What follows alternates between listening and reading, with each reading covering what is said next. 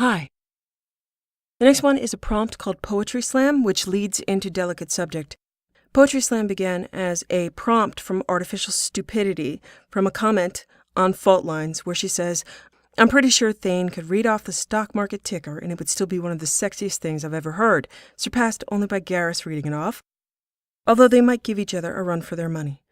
And so I wrote the prompt Poetry Slam, which is the shepherd who challenges Thane and Garrus to a voice-off, and they compete for the women's favor.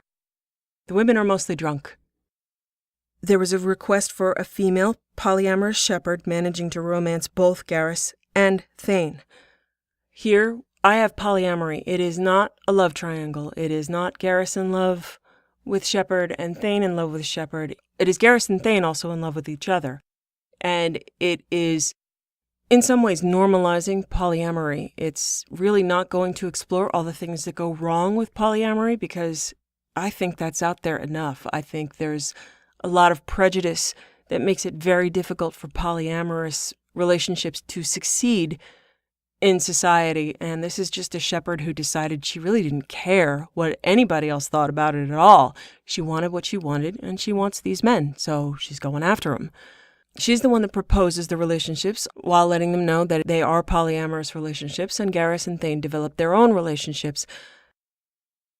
My canon Garrus and Thane are both essentially bisexual. I make it canon that Turians have sex with everybody. Turian males cannot approach Turian females, that it's the female that runs the society and that it's the female that makes the first move. Men can only approach other men, not women. So there's an opportunistic culture of pretty much free-for-all because my canon Turians, their sex works differently. They really have to exchange chemistry with each other or nothing happens. They can't do anything alone. Everything goes, so everything went. This story is a romance. It is not pure sex. There's a lot of sex, though, so, It is working out what has made these people who they are. I've established that Garrus has been through a lot of trauma. I've established that Thane has been through a lot of trauma. In this, there's a shepherd who has also been through a lot of trauma. And they're trying to keep a relationship going while trying to choose what honesty to share, what delusion to share, what things they don't even know about themselves to share, and work their way through that together. They fail at it in places. They succeed at it in places.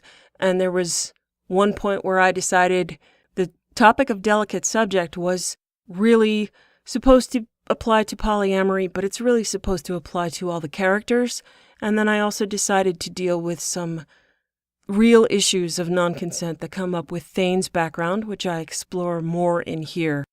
He gives a brief account in Fault Lines, but here he has some more time and a different relationship that he can use to confront his own past, how it still affects him day to day, how it created the person that he is, what he'd like to change, what he can't change, what he knows he can't change, what he doesn't want to change, and what he does want to change. Here there's more expansion and creation of Drell lore and Turian lore. The warning here is it's high on the smut, it's high on the non-consent, it's high on violence. I do some severe descriptions of events that were extraordinarily violent and non-consent. The subject of indoctrination is purely non-consent. I get into how I think indoctrination could work. I get into Thane's background. I get into Shepherd's background.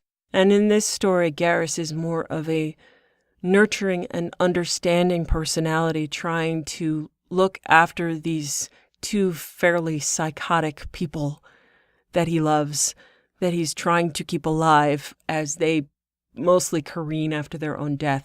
He's the person that pulls them forward and helps them day to day deal with all of their crap. Her main characteristic is an extraordinarily strong will. that manifests in a bunch of different ways, and strong empathy, so that she is able to comprehend and understand a lot of behavior without asking questions. She is gifted in this one direction, which can also have some drawbacks. This is a polyamorous love story. It is a good description of what I think and how I think polyamory can function when you attempt to expand on the definition of what a primary relationship can and should be in your life. That you can try to have relationships that are equal to each other, but reality is going to make them unequal in different ways. But they can still be valued equally.